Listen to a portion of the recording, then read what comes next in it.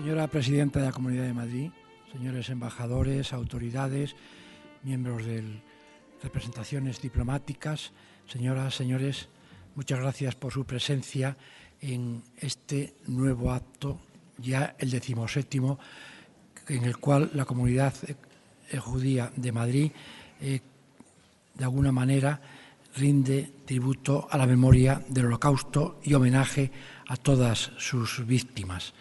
Como viene siendo ya tradicional, este acto lo organiza la Comunidad Judía de Madrid gracias a la hospitalidad que siempre nos brinda la Asamblea de Madrid, esta casa de todos los madrileños. Gracias a los miembros de la mesa de la Asamblea, a sus diputados y sobre todo a su presidenta, María Paloma Andrados, que es quien tiene a continuación la palabra e inaugurará las intervenciones. Presidenta de la Asamblea de Madrid, presidente de la Comunidad Judía en Madrid, expresidente de la Comunidad de Madrid, señores y señoras embajadores, consejeros de la Comunidad de Madrid, portavoces y diputados, miembros de la mesa, gran rabino de España, alcaldes y concejales de Madrid, autoridades y señoras y señores. Muy buenos días a todos. Yo, como no puede ser de otra manera, quisiera empezar estas palabras dándoles la bienvenida un año más aquí a la Asamblea de Madrid. Hoy se cumplen 72 años de aquel 27 de enero en el que un grupo de soldados soviéticos cruzó una puerta que estaba coronada con un arco de metal y con un cartel que decía: «El trabajo os hará libres». Estos soldados ni siquiera podían llegar a imaginar que, bajo ese vil sarcasmo, se encontraban las puertas del infierno. Porque eso fue Auschwitz, el infierno en vida para millones de seres humanos. Es verdad que hubo muchos más campos de exterminio: Treblinka, Bergen-Belsen, Sobibor, Mauthausen, pero también es verdad que Auschwitz aúna en el imaginario colectivo toda, absolutamente toda la degradación, la humillación y la infamia que supuso lo que los nazis llamaron con eufemismo la solución final. Aún hoy, 7 décadas después, al igual que aquellos soldados que traspasaron las puertas de Auschwitz, nos seguimos preguntando ¿por qué? ¿Cómo pudo suceder esto? Porque es necesario recordar que el Holocausto, la Shoah, no fue una consecuencia terrible de la ya de por sí terrible guerra. Porque hay que recordar que no tuvo lugar ni en Stalingrado, ni en las Ardenas, ni en Normandía. Este metódico plan para borrar al pueblo judío de la faz de la tierra fue planeado en los despachos, ejecutado muy, muy lejos de los campos de batalla, en plena retaguardia. Y hoy conmemoramos y recordamos a los millones de judíos, pero también de gitanos, de presos políticos, algunos de ellos españoles, de personas con discapacidad, de enfermos. En definitiva, rendimos homenaje y recordamos a las millones de historias que no pudieron ser vividas a causa de la mayor afrenta contra la dignidad del ser humano de toda la historia de la humanidad. Hoy, esa manifestación de respeto toma forma con la historia de Annette Cavelli, superviviente del Holocausto que hoy nos acompaña y a la que luego escucharemos. Muchas gracias por estar hoy con nosotros. Para el escritor húngaro Kertész, la Shoah fue el piélago donde se hundieron los valores en los que se había sustentado durante siglos la civilización europea. Pero no seríamos del todo justos si no recordásemos y si no reconociéramos que aún en este mar profundo de oscuridad y de maldad en el que el régimen nazi sumió a Europa, hubo hombres y hubo mujeres que tuvieron un comportamiento heroico, que hicieron frente al mal. Personas buenas que nos acercaron a la orilla de ese piélago, como decía el Nobel húngaro, y sobre cuya dignidad Europa asentó el resurgir de los valores acuñados durante siglos. Hoy nos acompaña también la hija de uno de los justos de las naciones y es un honor recibirla en este Parlamento. El Holocausto, dentro de su vileza, ha de servirnos de lección, sobre todo para los más jóvenes, para que recuerden, para que sepan que hubo un tiempo en el que el ser humano se degradó hasta extremos inimaginables y que este acto de crueldad extrema no puede, de ninguna de las maneras, volver a ocurrir. Debemos, por eso, mantenernos firmes y alerta frente a quienes pretenden acabar con los valores de nuestra civilización europea. Porque, como recoge el Talmud, quien es piadoso con los crueles acabe siendo cruel con los piadosos. Muchísimas gracias. Shabbat Shalom.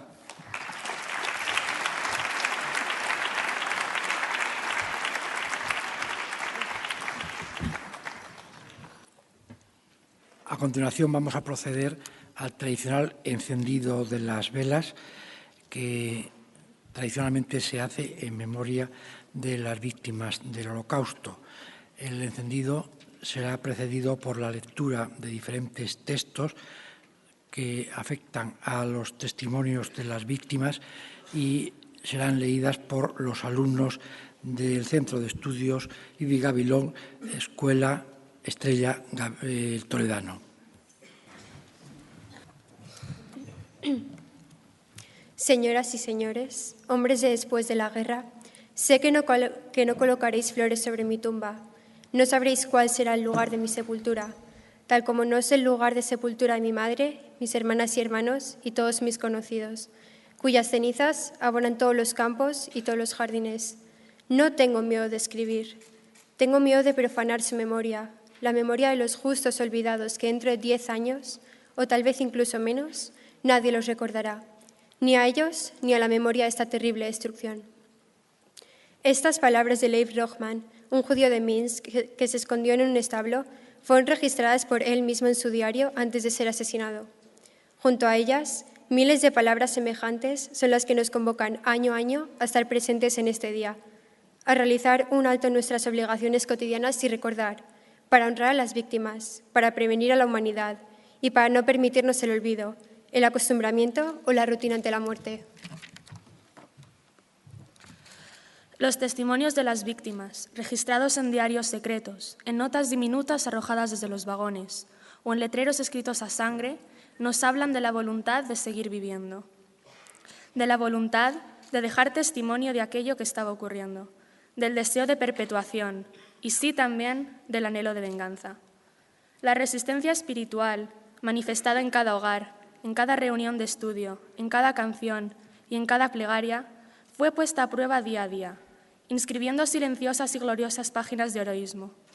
La lucha armada contra la mayor de las tiranías convirtió la desesperación en tenacidad, la desesperación en firmeza.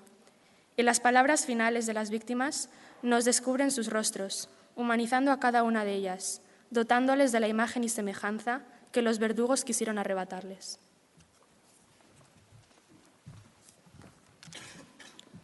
No fueron 6 millones de judíos asesinados, fueron 6 millones de asesinatos, en cada uno fue asesinado un judío, escribió Abel Jacob Herzberg en su diario de Bergen-Belsen. A cada uno de ellos queremos honrar hoy, porque recordarles es dar continuidad a sus vidas. Hoy, juntos aquí, hombres y mujeres, ciudadanos de Europa, alumnos y alumnas del Colegio Estrella Toledano, rendimos nuestro homenaje a las víctimas recordando sus vidas. Belimatá levaneja, y le enseñarás a tus hijos, dice el Deuteronomio. Esa es nuestra misión, hoy y siempre. Miro el claro cielo del mes de abril. Nos conducirán a Treblinka por la noche. Cuando amanezca, ya no estaré vivo. La cuenta es simple. Es la última vez que veo con mis ojos el cielo azul entre las nubes. El redactor de este diario fue enviado a Treblinka desde el gueto de Varsovia en la gran deportación de abril de 1943.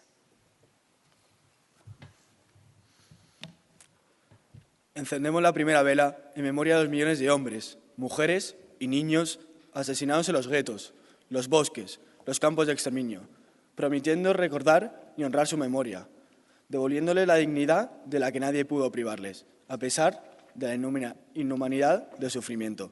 Sea bendita su memoria. Invitamos a Annette Kavelli, superviviente de la Shoah, y a Linda Shishu a encender la primera vela.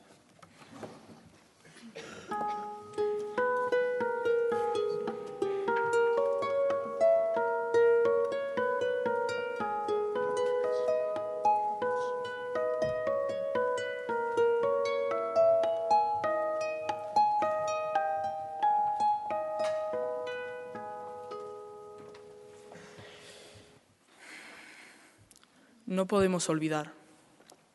Las imágenes están ahí, ante los ojos. Aunque no estuvieran los ojos, las imágenes seguirían estando.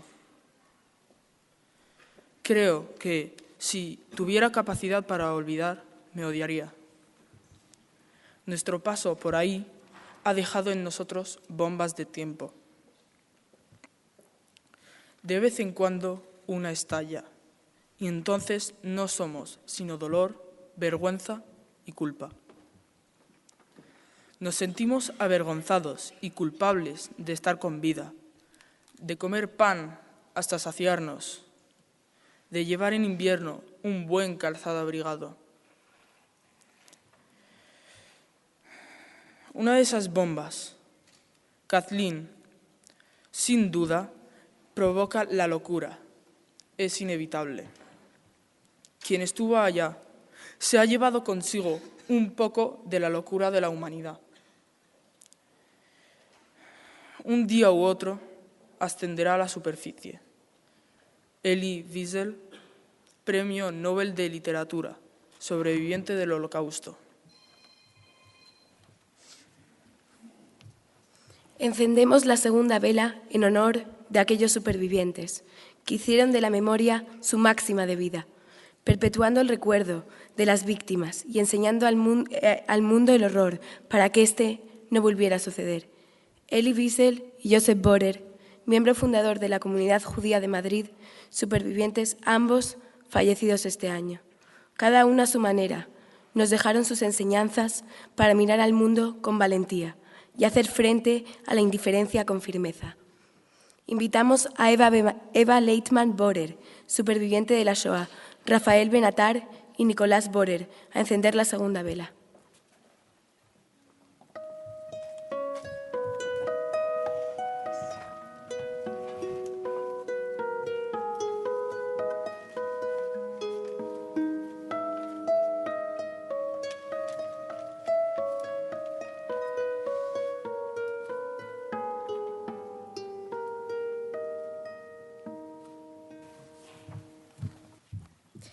Ossi era el menor de 6 hijos nacidos gitanos católicos que viajaban en una carreta de su familia.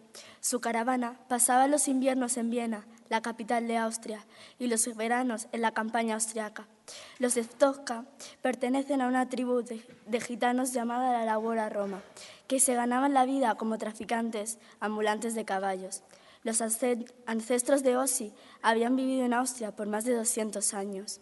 Ossi tenía 2 años cuando Alemania anexó a Austria en Antlus, en marzo de 1938.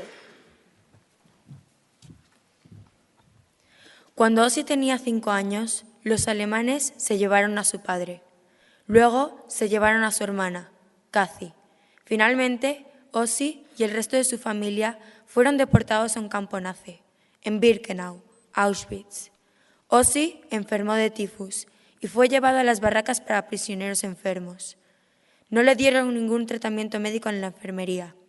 Murió de tifus y malnutrición. Tenía 7 años.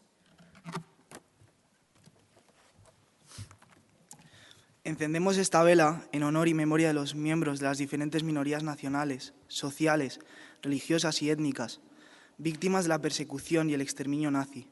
Sea para ellas nuestro más profundo reconocimiento y respeto. Invitamos a Concha Díaz de Berzosa, a Michael Mauthausen, Francisco Ramírez, Asociación Colegas, Miguel Palacios Carbonell, presidente de la Asociación para la Memoria del Genocidio Gitano, a encender la tercera vela.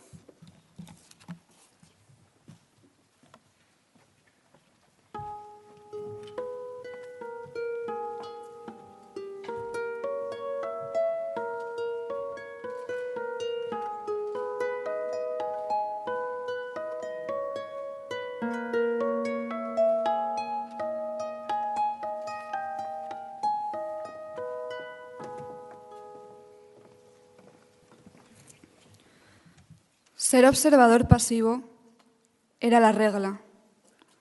Rescatar era la excepción. Por más difícil y atemorizador que fuese, el hecho de que algunos hubieran hallado el coraje para convertirse en salvadores demuestra la existencia de cierta libertad de elección y que el salvataje de judíos no estaba fuera de la capacidad de las personas comunes a lo largo de la Europa ocupada. Los justos entre las naciones nos enseñan que cada persona puede marcar la diferencia.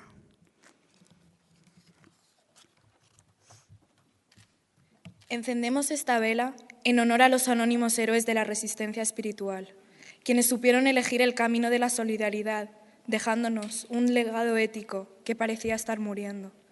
Honramos entre ellos a los justos entre las naciones de todos los pueblos, quienes aún poniendo en riesgo su vida, no desviaron su mirada y eligieron la solidaridad, la empatía y el amor. Invitamos a Ángela Sanz Briz, hija del diplomático español y justo entre las naciones Ángel Sanz Briz, y Amparo Alba Cicilia, del Centro de Estudios Judeocristianos, a encender la cuarta vela.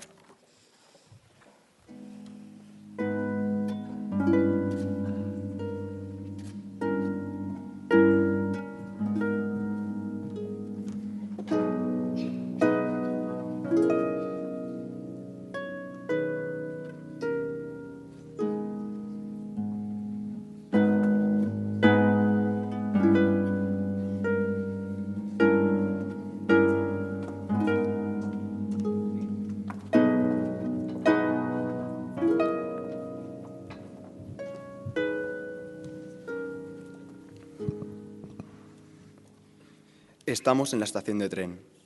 Un trabajador humano me permitió enviarte estas líneas. Mi último deseo es: cuida a mis hijos y a nuestra madre. Hemos sido fuertemente castigados, pero no sabemos por qué. Sea la paz contigo. No puedo decirte hasta pronto. De todo corazón, Riga.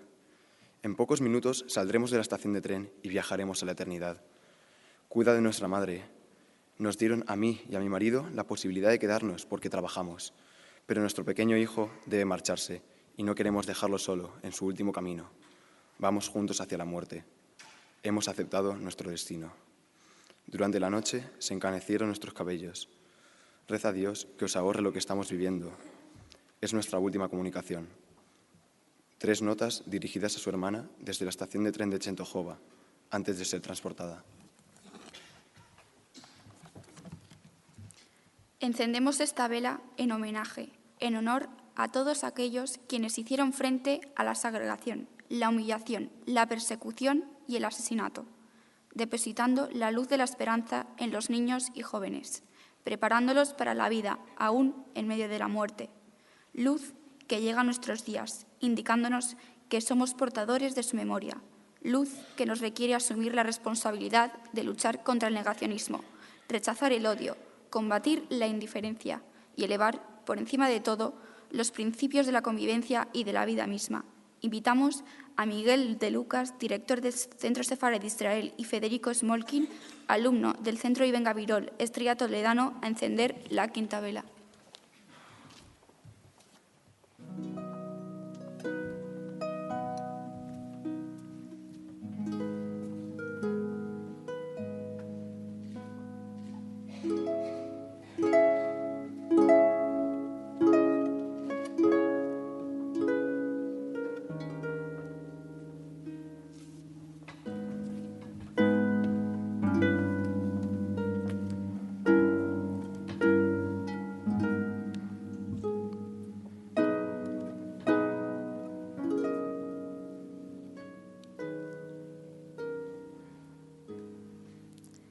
Estábamos tan adentro del bosque que nadie podía siquiera saber que allí sucedía algo. Así que empezamos a pensar en la sublevación y la venganza. Y creo que eso nos hizo seguir adelante. Aunque era un pensamiento absurdo, nos dio el coraje para sobrevivir, para actuar, imaginarnos fuera, libres. No valía la pena, pero lo hacíamos igual. Pero eso nos daba esperanzas. Si teníamos éxito, sería maravilloso. Si no, nos dispararían por la espalda. Era mejor que ir a las cámaras de gas. Me prometí que nunca iría a ese terrible lugar. Empezaría a correr. Tendrían que gastar una bala en mí.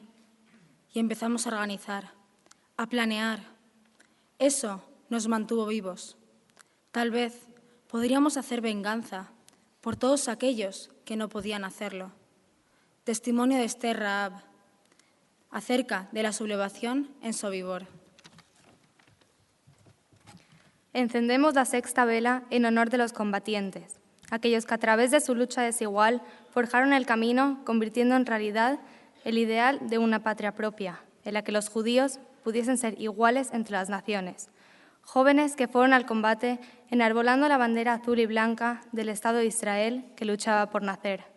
Estado que con su surgimiento daría cobijo y hogar a cientos de miles de desplazados y sobrevivientes. Invitamos al excelentísimo embajador de Israel en España y Andorra, don Daniel Kudner y Daniel Ancagua, alumno del Centro Ibn Gabirol, Colegio Estrella Toledano, a encender la sexta vela.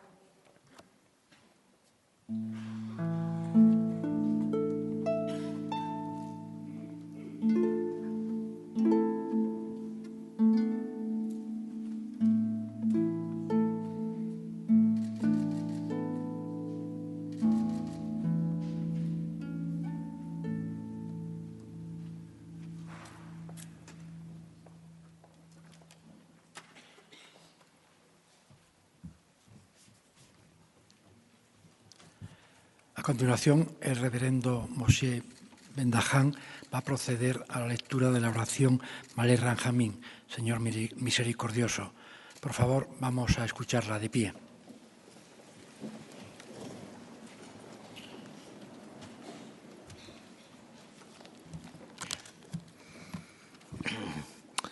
Plegaria para la elevación de las almas de las víctimas de la Shoah. El Malé Rachamim Shochem Bameromim Hamse Menucha Nechona Tachat Kanfei HaShechina B'Mahalot Kedoshim Udhorim Kezohar HaRakia Masirim Lenishmot 6 מיליון מאחינו בני ישראל אנשים, נשים, ילדים וילדות שנהרגו ושנשחטו, שנחנקו, שנשרפו ושנקברו חיים על קידוש השם בארצות תחת ממשלת גרמניה ובשאר ארצות השמדה ובארצות אירופה שמסרו נפשם על קידוש השם בעבור שכל העם בישראל ובגולה נתפלל להזכיר זכרם ולעילוי נשמותיהם לכם ברחמים אז תירם בסתר כנפיך לעולמים ושרור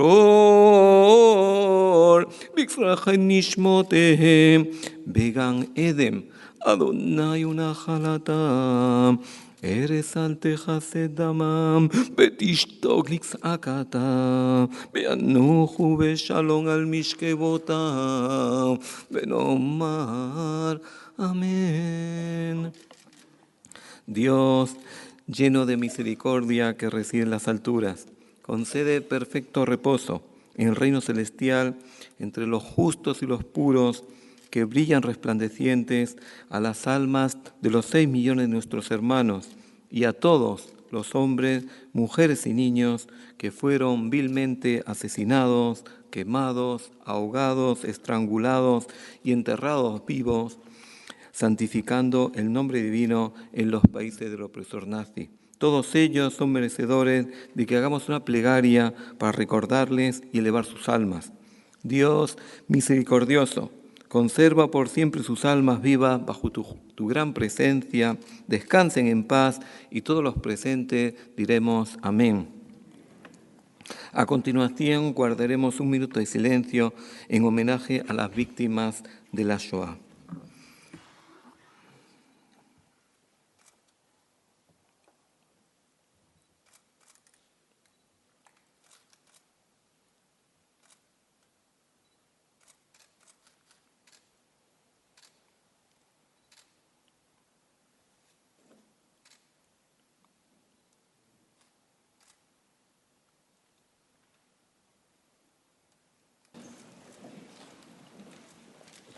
Sobre el Holocausto se han publicado muchos millares de libros, se han hecho centenares de películas, de documentales. Son muchos los testimonios históricos que tenemos de aquella barbarie. Pero a pesar de ser tantos, tan variados y tan expresivos, ninguno resulta tan impactante para las conciencias como los testimonios de los sobrevivientes, que todavía pueden contarnos la experiencia dramática que han vivido. Este es el caso de Annette Kubeli, sobreviviente de varios campos de exterminio y de concentración, que nos trae su testimonio personal, como todos ellos, siempre estremecedor. Adelante. Gracias. Buenos días. Entonces me voy a presentar porque tengo el micrófono y para que sepáis, me llamo Linda Calvo Sixou y soy francesa de origen sefardí, nacida en Túnez y bueno, cantante sefardí y profesora de español y para terminar, amiga de Annette Kubeli, que bueno, voilà. Entonces la acompaño, la amistad nació y creo que es importante para que entendáis un poco la relación. Nació cuando yo estuve buscando un poco mis raíces sefardíes y empecé a cantar, que me decían que cantaba con un acento español moderno. Bien, entonces la encontré en un centro donde se reunían unos descendientes de sefarad, de diferentes horizontes, y la amistad vino a nuestra escuela como testimonia y vinieron gente de Centro Sefarad, Fernando Varaderey, Esther Bendahan, y bueno, una gran amistad empezó con herencia sefardí y todo esto. Entonces, Annette Kubeli, florentín de soltera, nació en Grecia, en Salónica. Y bueno, en su casa hablaban el judeo-español, el ladino. Esta lengua que todo el mundo sabe se transmitió a través de 5 siglos con los únicos cambios de tener dentro del idioma palabras de hebreo, de italiano, de francés por las alianzas francesas. Y bueno, las madres cantaban con sus hijas, cocinaban y todo esto. Entonces Annette primero nos va a hablar un poco de su vida en Salónica. Tienes el micrófono colgado. Buenos días. Sí, yo soy nacida en Grecia de una familia sefardí. Y también en mi casa se hablaba solo el español y también el francés. Y cuando fue una chica de 6 años, no tenía papás porque se había morido cuando yo tenía 4 años. Y entonces mi mamá estaba con 3. Mis 2 hermanos se fueron a la escuela, a la Alliance Française. Y yo, para mí, no querían de mí, y entonces fue en una escuela judía, porque los griegos, había la escuela para los griegos y había la escuela para los judíos. Solo cuando ya era un poco más mayor, los gimnasios, se dice, entonces podíamos estar también los judíos juntos, los griegos. Y así es que hablábamos siempre. Y que le diga a ustedes, siempre mi mamá siempre le decía a mi hermano, porque mi hermano tenía un oficio de mecánico de coches, y le decía, Alberto, ¿cuándo es que me vas a llevar en España? Mi hermano le decía, no te preocupes, cuando va a tener dinero te va a llevar, porque siempre pensaba que quería venir a ver la España. Decía, no me quiero morir sin ver la España. Malorosamente, cuando ya vino el tiempo que ya hubo la guerra y los alemanes nos cogieron, y también nos fuimos como en estos trenes, y que no era trenes de bestias, y también estuvimos 5 días para ir en Polonia y no teníamos nadie, ni pan ni agua. Todos estábamos entasados en el tren y no hablábamos al tren, no podíamos hablar porque ya no sabíamos qué va a ser de nosotros. Y cuando venimos a la estación de Auschwitz, que era una pequeña estación, entonces vimos los alemanes que estaban chillando y armando. Ya me pierdo las palabras. Sí, pegándonos. Y entonces, como el tren de bestias es muy alto, había mujeres viejas también que nos podían saltar. Entonces se caía, y después nos caíamos también, y no lo vi de más a mi hermano, ni al otro, es otra cosa. Entonces, mira, al tren había... Los alemanes empezaron a decir,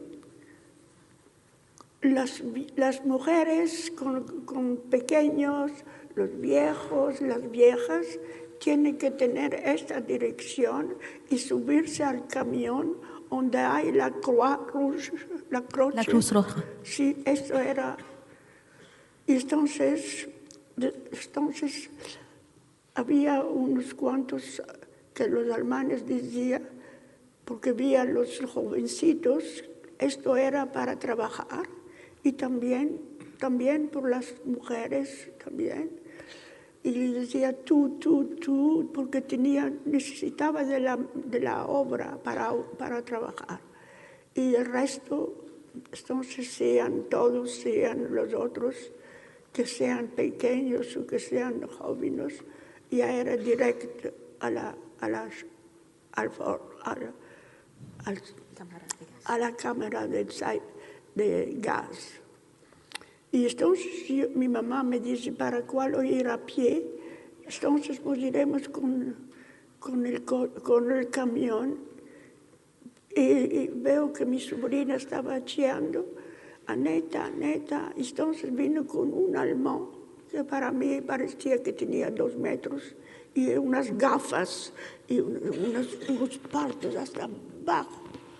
Entonces, porque él le mandó, mi sobrina hablaba el alemán muy bien porque estaba en la escuela alemana, y entonces vino el alemán y buscó y yo me estaba yendo con mi mamá, entonces me cogió el alemán, me bajó del camión, y es que no vi de más mi mamá. No sé qué suerte tuve. Y también los alemanes por la mañana, porque teníamos que ir a andar a los blocos y se tenía que marchar, puede ser 2 kilómetros a pie. Y venimos, los trenes cuando venían a Auschwitz, era cuando en francés dicen nuit et brouillard. Era la noche que el día. Y Nubia. No sabía, entonces nos llevaron en una baraca y empezaron después de hacer los nombres.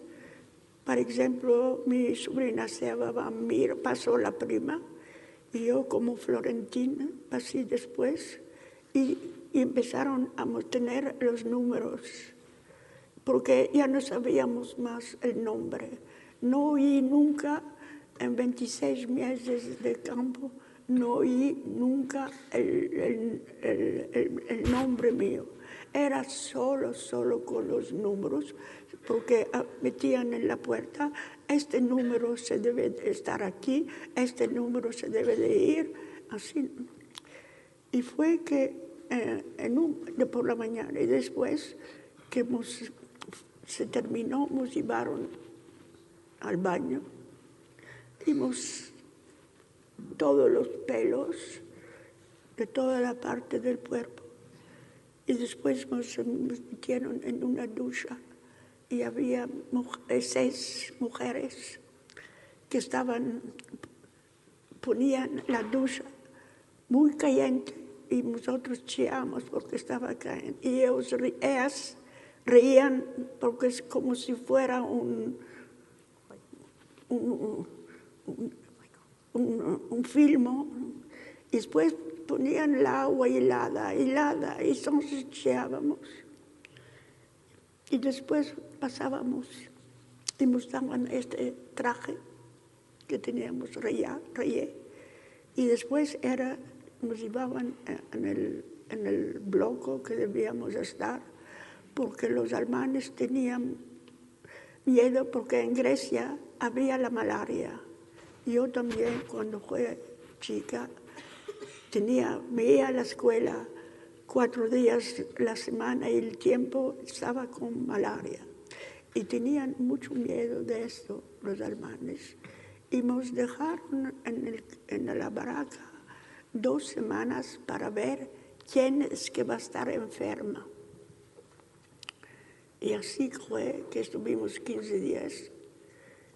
Y yo, en estos 15 días, el primer día vinieron por la ventana, vinieron esas hijas que estaban de tiempo al campo, ya no se le veía más la cara, ya caminaba muy mal, y él decía, dame un poco de pan.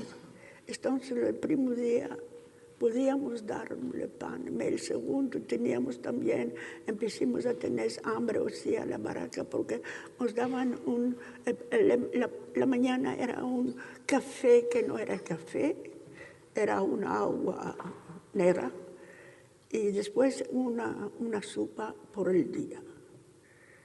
Y así después de 15 días abrieron las puertas y todos se debían a trabajar.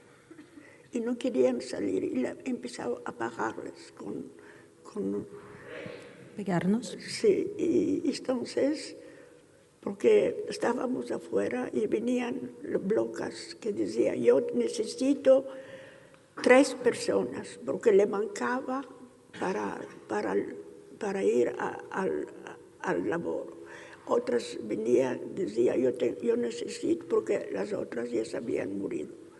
Y entonces así, cuando vino el tiempo, yo y mi sobrina no fuimos a trabajar. Y entonces vino este SS y me ponió en un bloque que era hospital.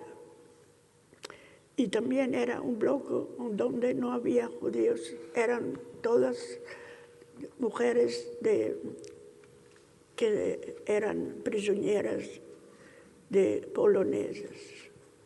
Entonces estuve bastante tiempo en este bloque y como pequeña que era, y también en Salónica había los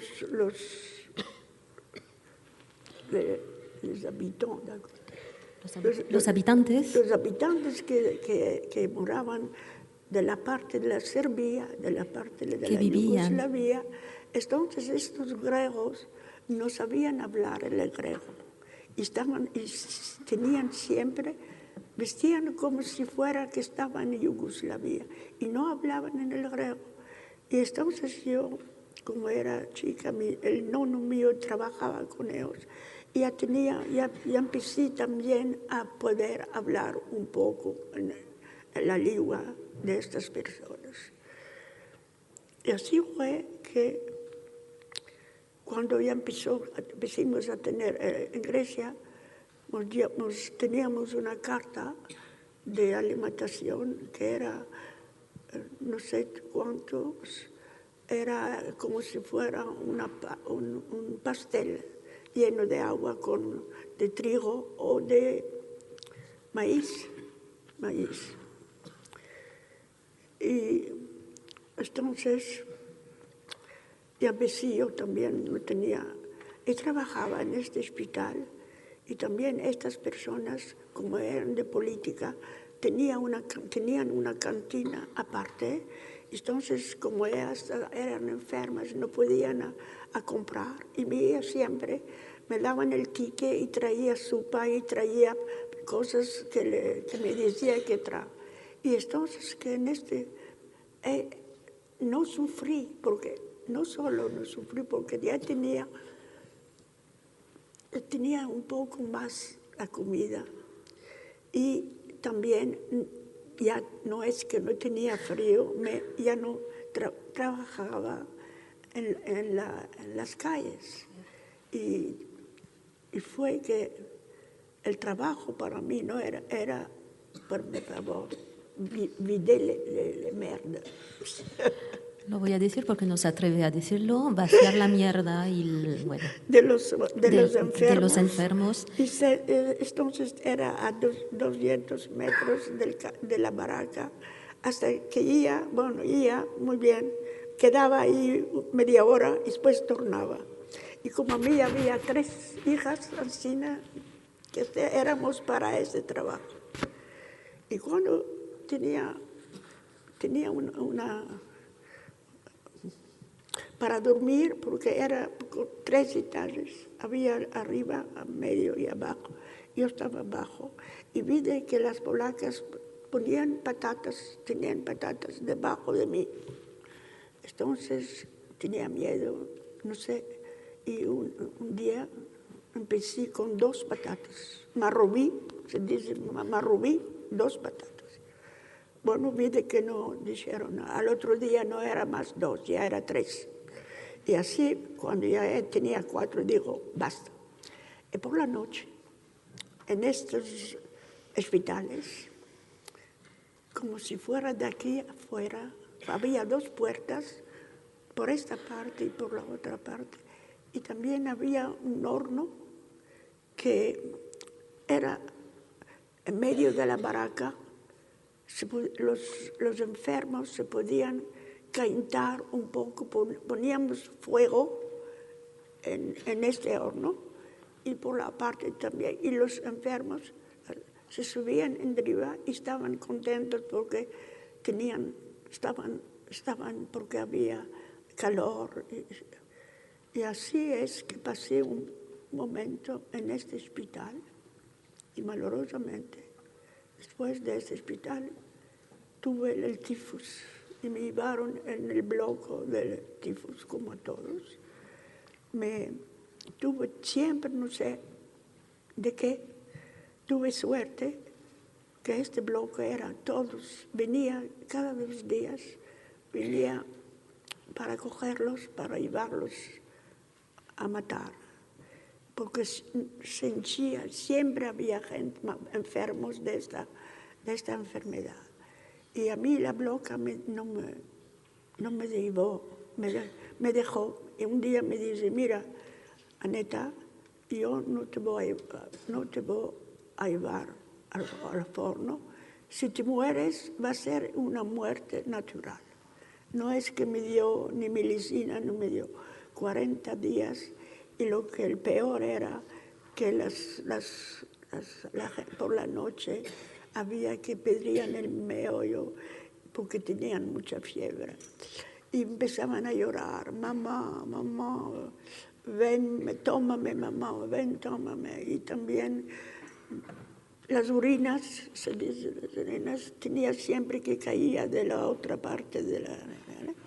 Y así que fue. Y venían gente por la ventana porque no tenía, mismo el pan que nos daban no tenía para comer, era que tenía cera. Entonces venían las deportadas y me traían agua, y en esta agua había 2 centímetros de hierro, porque no era potable, no se podía beber esta agua. Y también tenía mucha cera porque tenía mucha fiebre. Daba el pan y también bebía esta agua. Entonces pasaron 40 días y ya estaba mejor. Y como trabajaba al hospital, me llevaron, cuando estaría mejor, me llevaron para guardar la puerta de otro hospital. Annette, perdona, ya que estamos cambiando de lugar.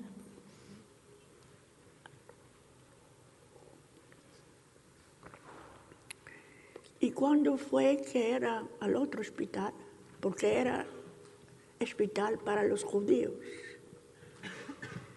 y cuando había movimiento que venía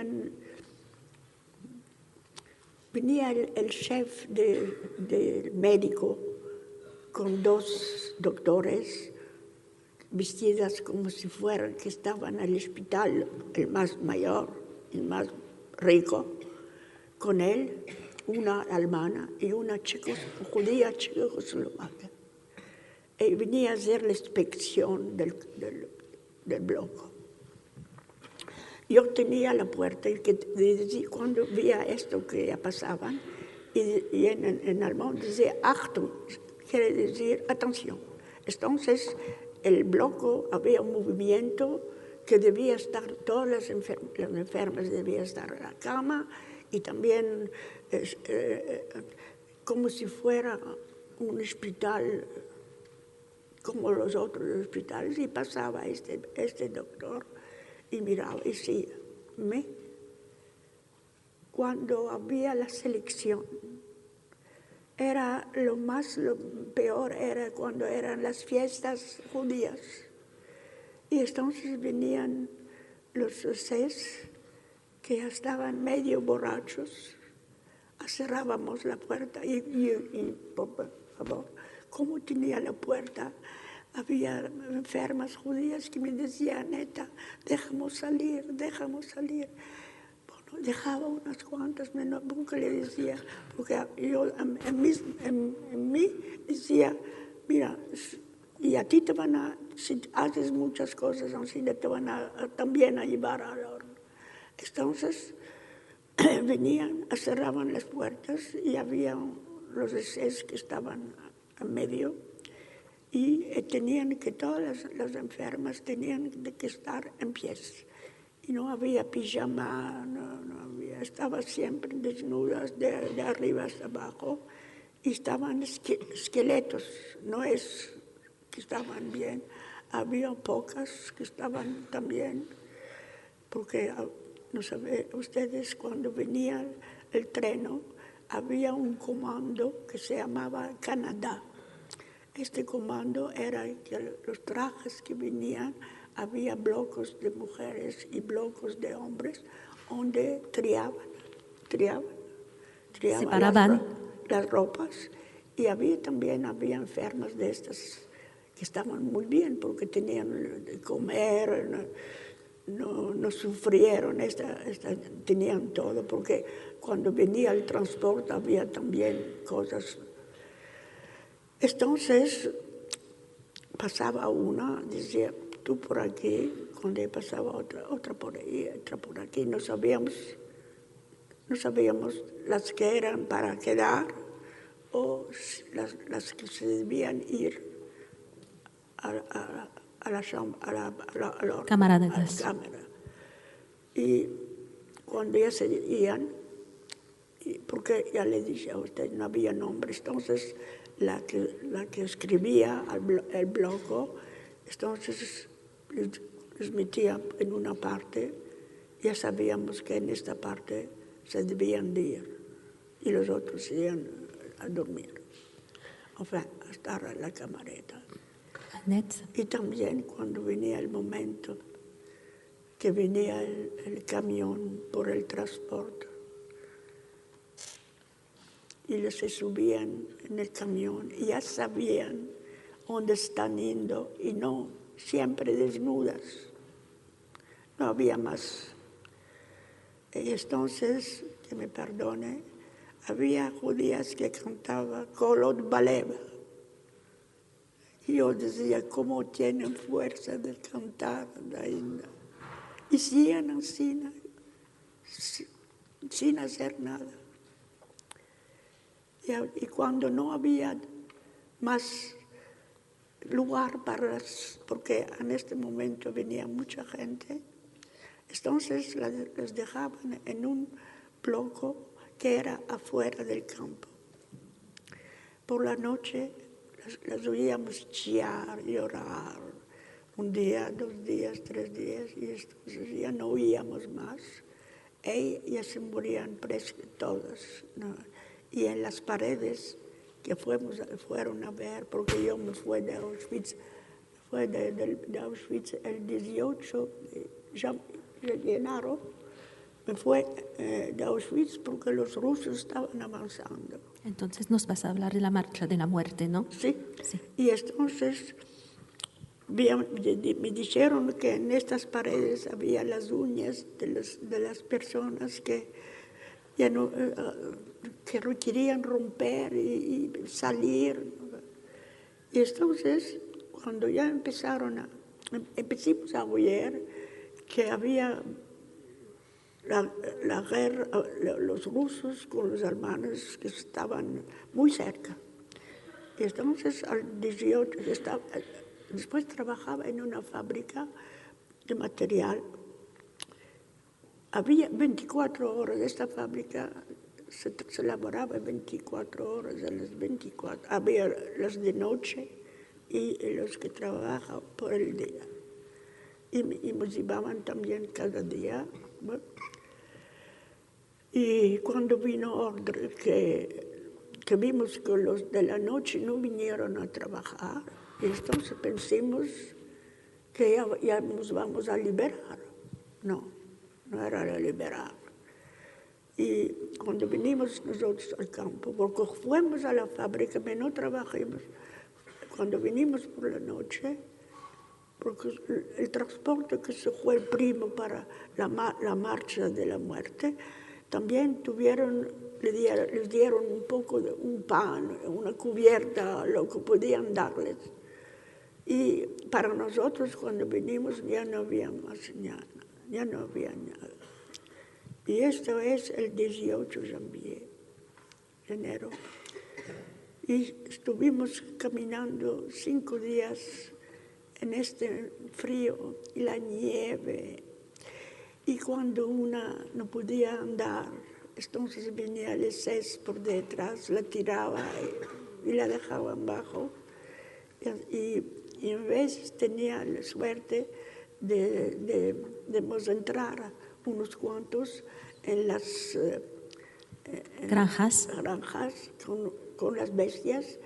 Lo que era que teníamos satisfacción, que estaba caliente, y al ir por la mañana también a ir y fuimos, que estuvimos en este periodo de 5 días de marchar, la mitad de los deportados se murieron por la calle.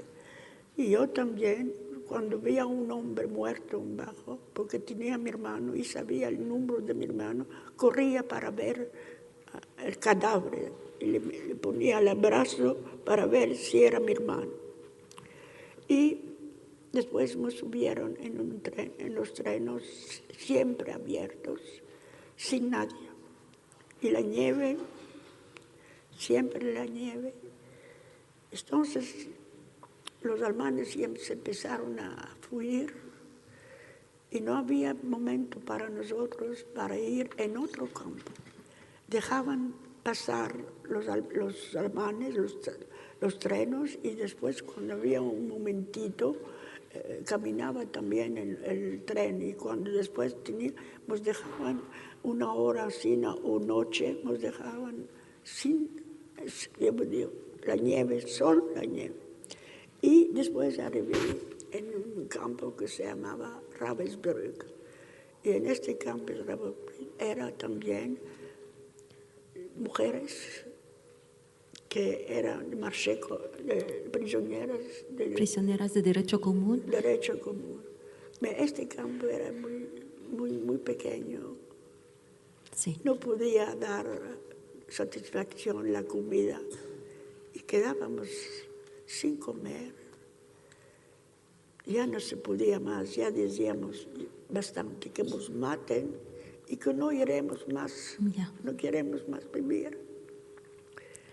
Y después fue que cuando venía la sopa, en veces que venía la sopa, éramos como unos animales. Nos echamos en la sopa y entonces la sopa se caía en bajo y no teníamos más sopa. Y no nos daban nada. Muchísimas gracias, Annette. Dicen, ¿quién quiere trabajar? Yo quería trabajar. Pensaba, puede ser, sería mejor. Y conmigo había unas cuantas también de Salónica. Y nos llevaron en otro campo. Bueno, cuando nos subieron al tren, era el tren normal. Entonces los otros decían, nos van a matar, señora. Si queríamos matarnos, no tenían que matar cuando estábamos al campo. No, eso se fue en otro campo.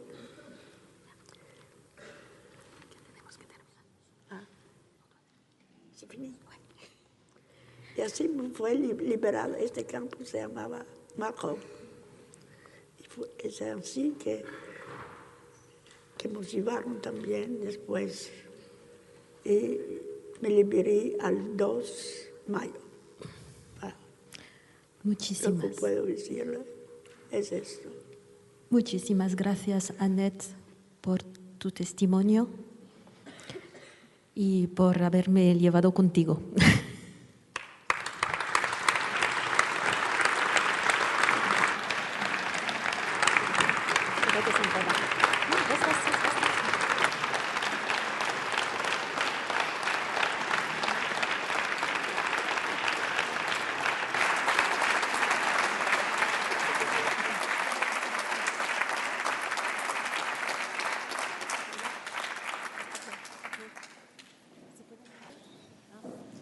Lo que pienso que es de hablar también a sus hijos y también porque otros, en Niza somos 2 deportadas, otros 5 o 6 años máximo no va a haber más testimonios.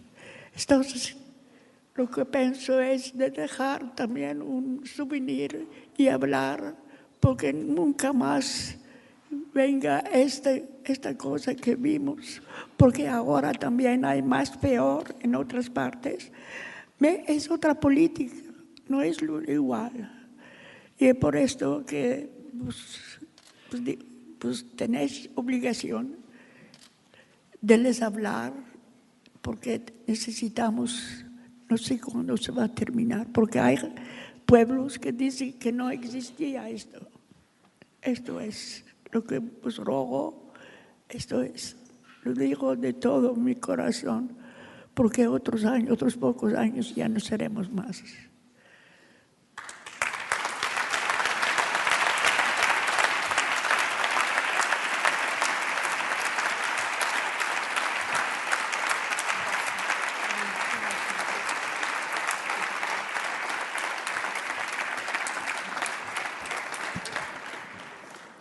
Muchas gracias, Anet, y creo que puedo hablar en nombre de todos los presentes para decirle y prometerle que tomamos buena nota de esta recomendación final que nos ha hecho.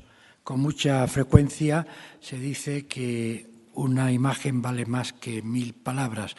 En este caso, después de escuchar a Anet, después de oír su relato, de ver su expresividad, de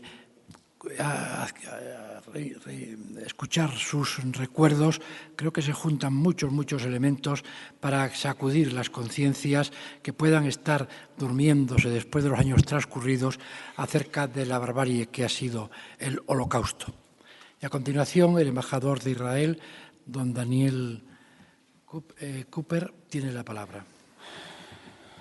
Señora Presidenta de la Comunidad de Madrid, señora Presidenta de la Asamblea, señor Presidente de la Comunidad Judía de Madrid, señora Anet,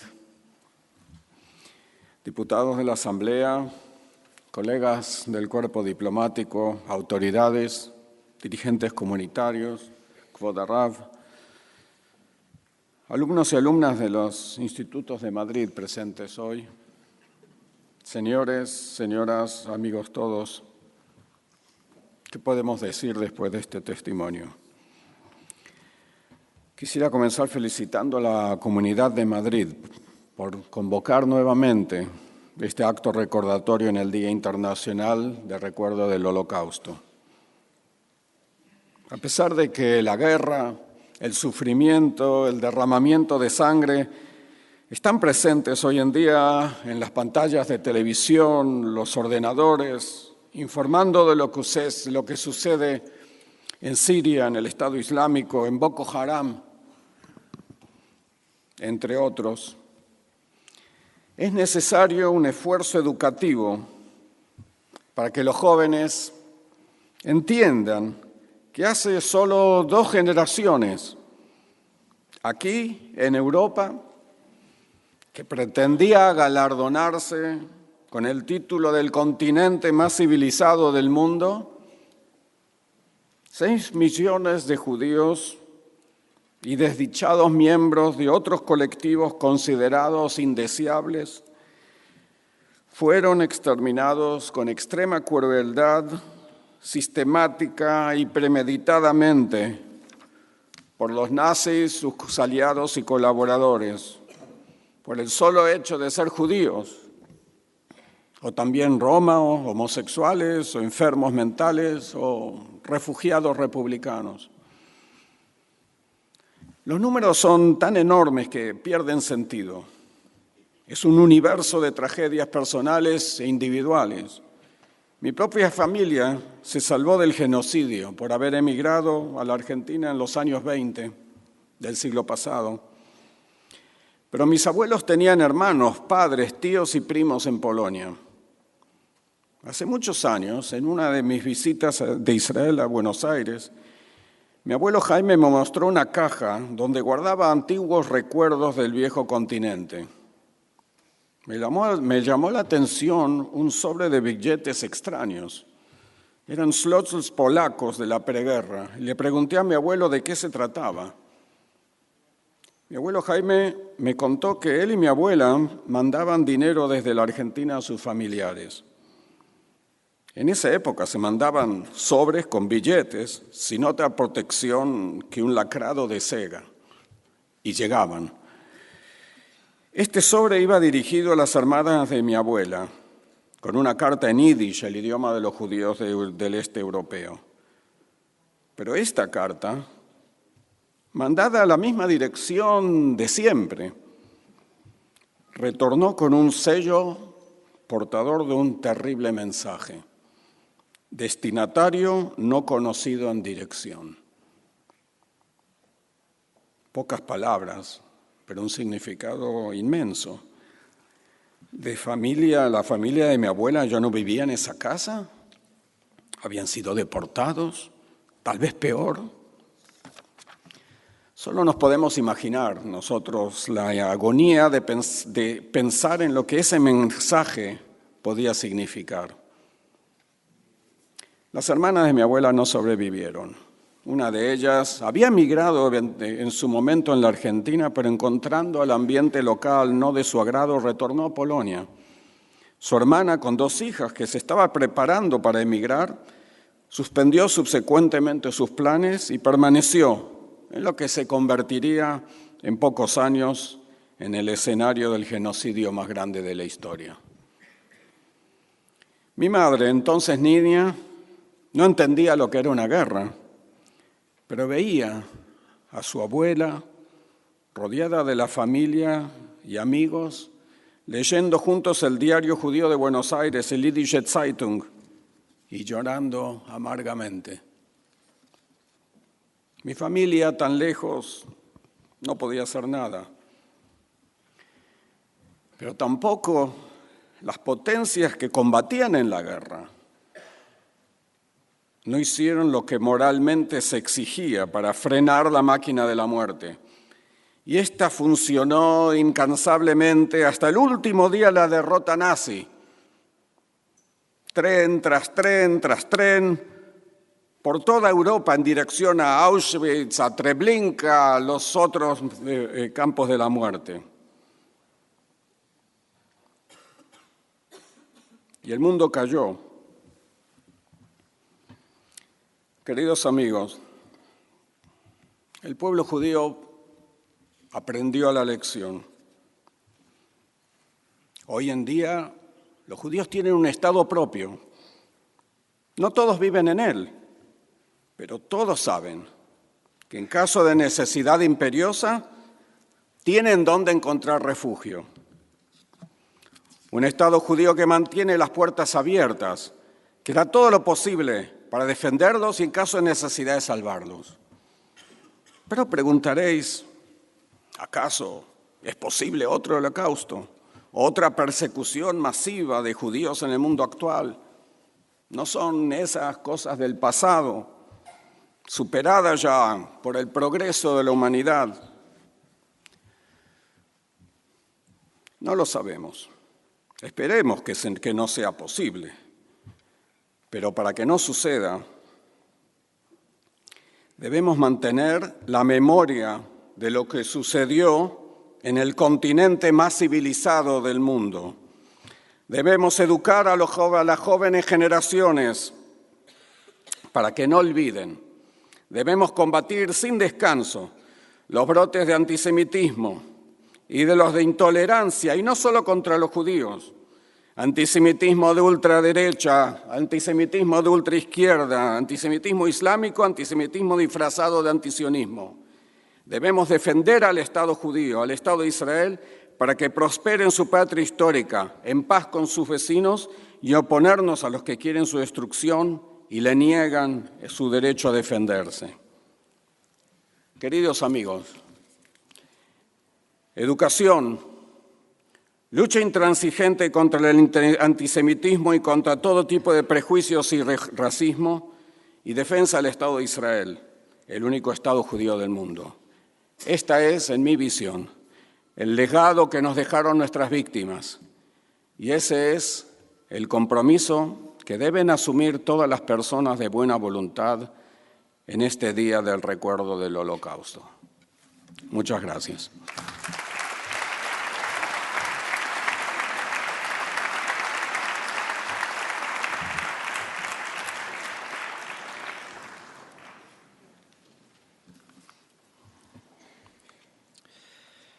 Nora Usterman va a proceder a la interpretación del poema en judeo-español, en ladino, un poema escrito por Moshe Jailon, sobreviviente de la Shoah, que lo escribió en memoria de su hermana Nina, asesinada en Auschwitz.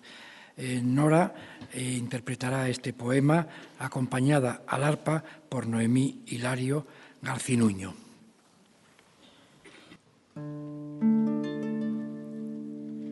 La linda jovenica y seca muy querida, que sus parientes todo le daban en su vida, con seda la vestían, usaba joyas d'oro, la lollaban siempre de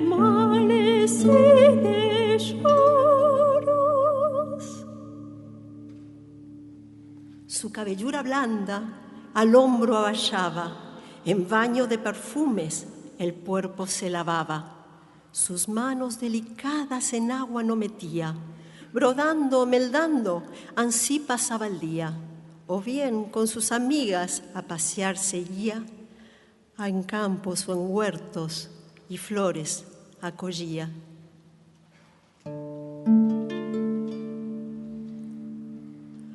Un día los almanes del nido la arrancaron y con su padre y madre a la guerra llevaron.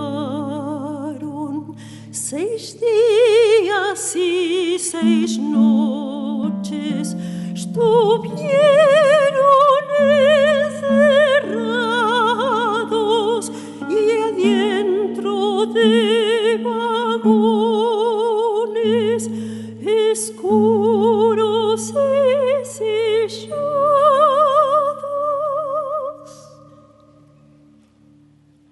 Más de 80 hombres, mujeres, criaturas, tratados como perros, pasaban horas duras.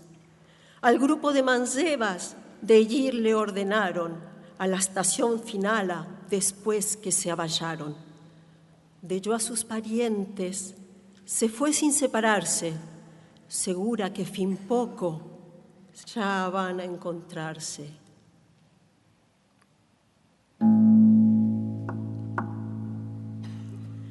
Ma quando en vir che il campo della muerte entrò de un punto all'altro, se le trocò la suerte sin entender de todo lo que le está pasando. Desnudas todo el baño, la están desinfectando.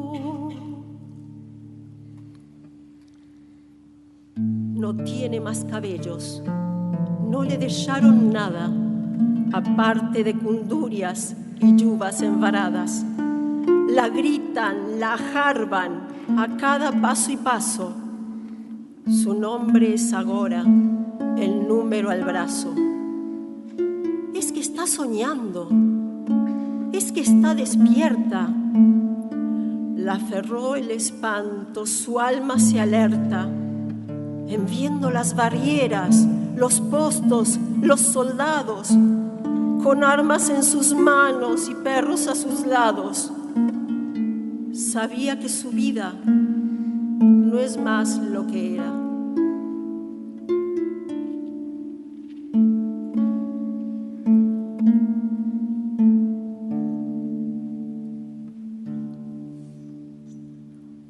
De nuevo amanece, gritando «Austejen!» con palos, con rempullos, a fin que se adilechen. Las echan de las camas, un chay y a la calle. Apel es malorosa, quien tadra, quien se calle.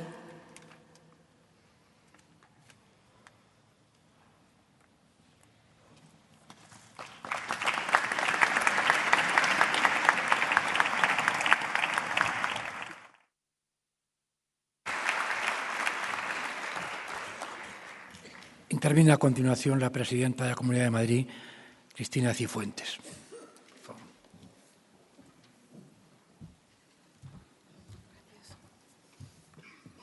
Presidenta de la Asamblea de Madrid, presidente de la Comunidad Judía de Madrid, embajador de Israel, embajadores de Bosnia y Herzegovina, Colombia, Estonia, Francia, República de Polonia y Chipre, consejero de Presidencia de la Comunidad de Madrid, expresidente de la Comunidad de Madrid, miembros de la Mesa de la Asamblea de Madrid, portavoces de los grupos parlamentarios, diputados, diputadas de la Asamblea, presidente de la Federación Madrileña de Municipios, alcaldes, concejales, gran rabino de España, supervivientes de la Shoah, Anet, alumnos del Centro Ibn Gabirol, Colegio Estrella Toledano, gracias a todos ustedes. Un año más, en esta fecha, el 27 de febrero, aniversario de la liberación de Auschwitz, tenemos oportunidad de venir a este acto, que es un acto cargado de emoción, que la comunidad judía en Madrid organiza en esta Asamblea de Madrid en recuerdo del Holocausto. Una iniciativa muy necesaria, cada vez más necesaria, a pesar de que pasan los años. Una iniciativa pionera en esta Asamblea de Madrid, que afortunadamente cada vez son más las instituciones que también están organizando actos de este tipo y que sirve para que los madrileños prestemos testimonio ya desde el año 2000 de nuestro compromiso frente a la barbarie. En este Día Oficial de la Memoria del Holocausto y también Día de Prevención de los Crímenes contra la Humanidad, honramos a millones de judíos asesinados. Y honramos también a millones de personas asesinadas de otras minorías, perseguidas, masacradas, gitanos, discapacitados, homosexuales, disidentes políticos. Personas asesinadas, hemos visto en este poema conmovedor que acaba de interpretar Nora Usterman, y que nos recuerda que entre estas personas hubo muchas que de una manera u otra también llevaban a España en el corazón, como nos lo ha recordado también el estremecedor y conmovedor relato que nos ha hecho Anet, superviviente de Auschwitz y de otros campos de concentración. La importancia de escuchar este relato en vivo es que no es lo mismo ver imágenes o escuchar testimonios de unas terceras o de unas cuartas personas, incluso testimonios de los medios de comunicación.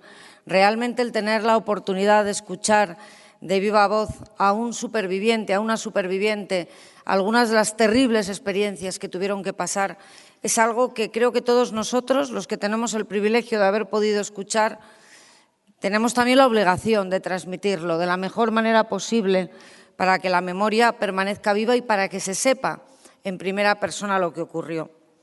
Hace poco tiempo, Su Majestad el Rey Felipe dijo que España se desangró con las víctimas.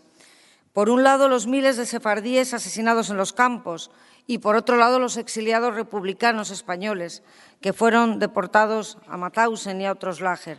Todos ellos son ahora también objeto de este homenaje. Pero el significado de este acto va mucho más allá del tributo a las víctimas del nazismo.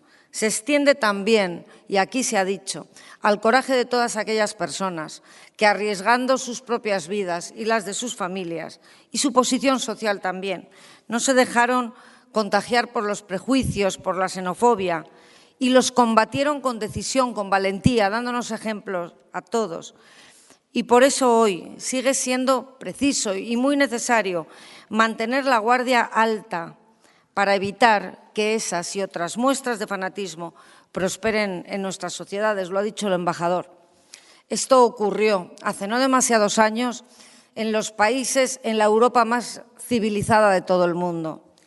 Ninguna pretensión de supremacía nacional, racial, ideológica, religiosa, ninguna puede ser instigada, ninguna puede ser disculpada entre nosotros. Ninguna forma de extremismo puede ser aceptada como una opción política o social más. En la Comunidad de Madrid nos sentimos orgullosos de ser un espacio con una profunda vocación de convivencia y de respeto a la pluralidad. Y desde el Gobierno regional estamos trabajando para profundizar a diario en esas señas de identidad, atajando todo indicio de intransigencia y fomentando el respeto. En el primer lugar donde se debe de fomentar, en la educación de los niños y de los jóvenes. Iniciativas legislativas recientemente remitidas a esta Cámara, como la Ley de Delitos de Odio o la Ley de Víctimas del Terrorismo, nacen precisamente de ese propósito. La primera, para combatir la intolerancia y el acoso, sancionando con severidad a quienes incurran en esas prácticas. Y la segunda, garantizando, entre otras cosas, el estudio del terrorismo en los centros escolares para desterrar todo relato justificativo del mismo y para que también se mantenga en la memoria de las generaciones venideras. Y del mismo modo contribuimos también a difundir la memoria del Holocausto mediante proyectos, como por ejemplo un proyecto de formación docente, así como una excelente biblioteca específica sobre el Holocausto, que en estos momentos alcanza el 1.000.000 de títulos. Hoy mismo se van a realizar diferentes actividades en diferentes centros educativos donde imparten clase todos los profesores que han participado en estos cursos, una iniciativa que queremos extender a muchos otros centros escolares. Y de este modo trabajamos para hacer frente a la necesidad de recordar, luchando contra el olvido y trabajando por una sociedad donde no quepa la deshumanización, donde no quepa la educación en el odio. Una sociedad como Madrid, que todos los años en este acto, en esta asamblea, renueva un deseo que se resume en una paz hebrea, shalom, paz. Esta palabra, que en realidad es mucho más que una palabra, es un compromiso, una convicción, una manera de dejar de lado nuestras diferencias y para buscar por encima de las diferencias todo aquello que nos une, que es mucho. Y sin duda la paz, shalom, es uno de esos objetivos que todos compartimos. Muchísimas gracias.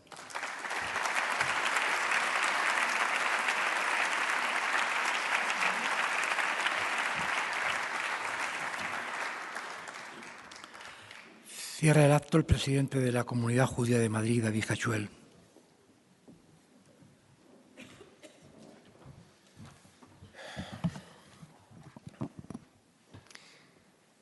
Permítanme recortar un poquito las palabras que tenía previstas para hoy, por la hora en la que estamos. Y, en primer lugar, saludar a todas las autoridades presentes.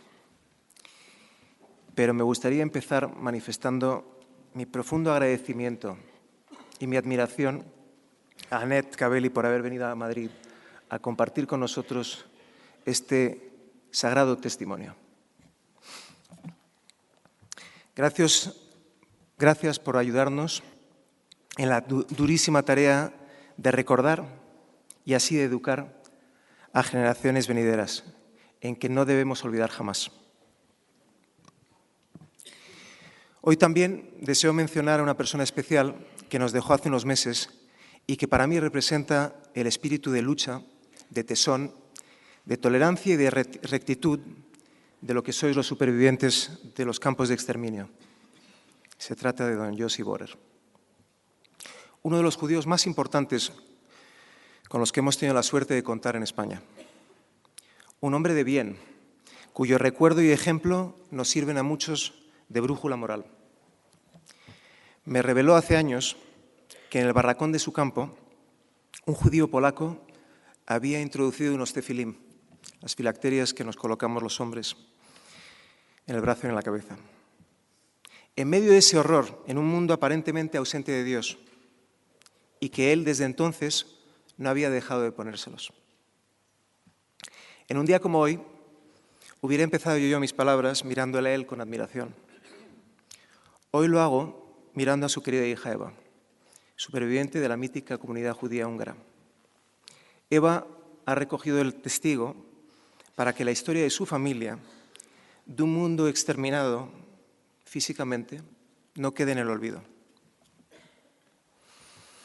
También hoy deseo recordar a Antonio Domingo, secretario general y motor de la Fundación Violeta Friedman, que falleció el sábado pasado. Nuestro más sentido pésame para su mujer, Patricia Weitz. Nuestra comunidad se compromete hoy a trabajar aún más intensamente con la Fundación Violeta Friedman a futuro. Queridos amigos, este año también falleció Elie Wiesel, Premio Nobel de Literatura, un hombre de apariencia frágil y posiblemente el rostro más conocido de la Shoah.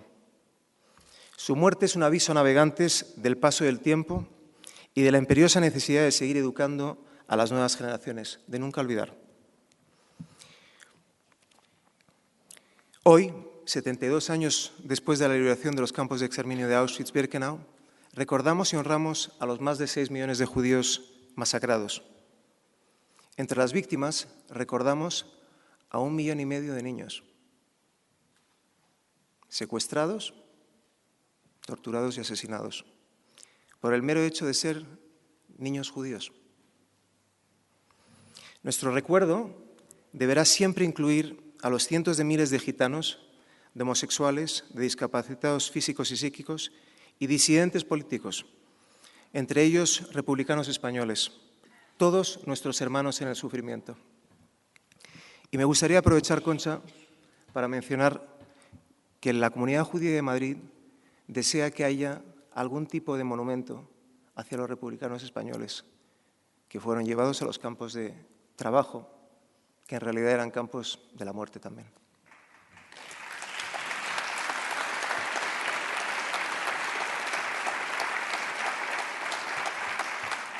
Nuestro deber de memoria nos exige a todos los judíos y no judíos el recordar el mayor crimen sucedido en la historia de toda la humanidad. Recordar la Shoah es simple y llanamente trabajar en la humanización del ser humano. Debemos educar sobre la importancia de la libertad, la transparencia, la independencia de la justicia y el respeto a la diferencia del otro. Hoy, queridos amigos, pensábamos que con la liberación del campo de Auschwitz-Birkenau viviríamos en un mundo liberados del antisemitismo. Desafortunadamente no es así. Es más, siguen existiendo muchísimos países y sociedades, sobre todo en el mundo árabe, absolutamente intoxicadas por un antisemitismo arraigado hacia todo lo judío y, por ende, hacia el Estado judío del mundo, Israel, el único Estado judío del mundo. También en nuestro continente, en Europa, y especialmente en nuestro país, en España, ha habido una oleada despreciable de campañas incitando a boicotear a Israel, el judío entre las naciones. Estas campañas de boicot, como el BDS, se disfrazan con discursos políticos humanitarios de supuesto apoyo pro-palestino, pero no son más que una forma nueva de antisemitismo. El antisemitismo moderno es el antisemitismo aceptable de hace 80 años. Nos debe poner a todos en alerta. Ese antisemitismo que brota en las redes sociales, en las tertulias, en los discursos de extrema derecha y de izquierda, radical e ignorante, no es solamente un problema de los judíos. Es la métrica de la patología de la intolerancia de una sociedad. Me gustaría también denunciar hoy a regímenes fanáticos teocráticos como es la República Islámica de Irán, que pregona el odio judeófobo, negando la Shoah mientras amenaza con la aniquilación del Estado judío. También hay nuevos nazis, como el Estado Islámico, que secuestran, violan, torturan y asesinan a otros seres humanos en África, en Oriente Medio y hasta en Asia. Cristianos, animistas, homosexuales, yazidíes y otras minorías sufren verdaderos asesinatos masivos ante, de nuevo, el silencio de todo nuestro planeta. Por ello sabemos que la única manera de combatir la intolerancia es a través del compromiso de nuestros líderes políticos, a través de códigos básicos de nuestros medios de comunicación, a través de reformas legales para poder actuar de manera efectiva contra la incitación al odio, la banalización o la negación de la Shoah. También a través del mayor conocimiento del legado judío en España, así como de la realidad de los judíos modernos y del Estado de Israel. Por ello, me gustaría agradecer a la Comunidad de Madrid, a la Asamblea también por tenernos en esta 17ª conmemoración, y agradecer a todos los municipios que todos los años se suman a este acto de recuerdo. Hace 2 años se creó la Red de Recuerdo de la Shoah y Prevención contra Crímenes del Genocidio y nos alegra mucho que va a seguir siendo potenciada en los años venideros.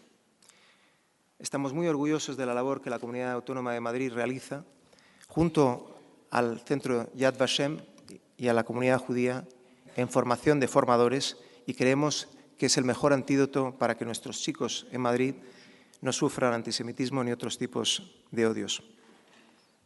Para terminar, Sé que también la comunidad judía tiene un rol y un deber, que es hacerse conocer y normalizar el hecho judío en Madrid y en España. Por eso, quiero anunciar que desde la comunidad judía, con el apoyo de un grupo extraordinario de voluntarios excepcionales, liderados por Alberto Ruiz Gallardón, estamos trabajando de manera intensa en el establecimiento de un Museo Judío de España, aquí en Madrid, de dimensiones internacionales, que celebrará no solo el judaísmo, pero la diversidad y los derechos humanos. Planeamos establecerlo en el 2020. Nuestro objetivo es que sirva de antídoto frente al odio para las futuras generaciones. Como judíos madrileños, muchas gracias.